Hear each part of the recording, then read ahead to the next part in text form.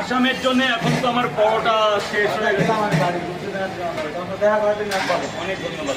পরোটা শেষ হয়ে গেছে, কিছু শুকনো পরোটা আছে, এগুলো যারা তরকারি ছাড়া নিরামিষ, যেমন আজকে ভোলেনাথের পুজো যারা করে তাদের জন্য শুকনো পরোটা করেছি।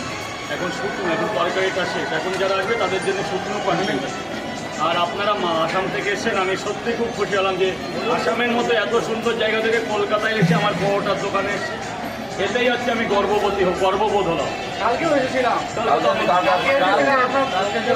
কালকে আমি 8:20 মাল বিক্রি হয়ে গেছে, 8:43। আমি কালকে 9:30টার মধ্যে এখানে চলে গেছি।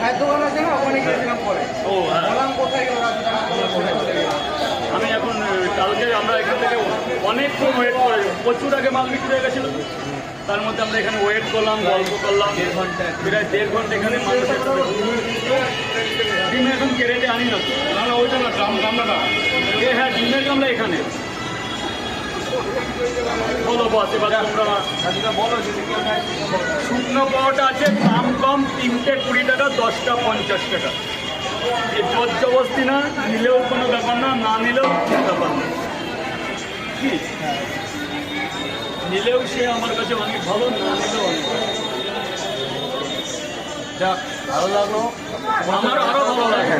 আপনারা গেছিলেন কোথায়? তার উদ্দেশ্য বিশাল জায়গা।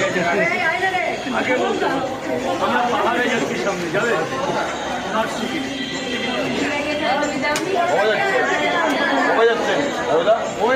কবে যাবো পাহাড়ে? 22 ঠিক আছে, ঠিক আছে দাদা।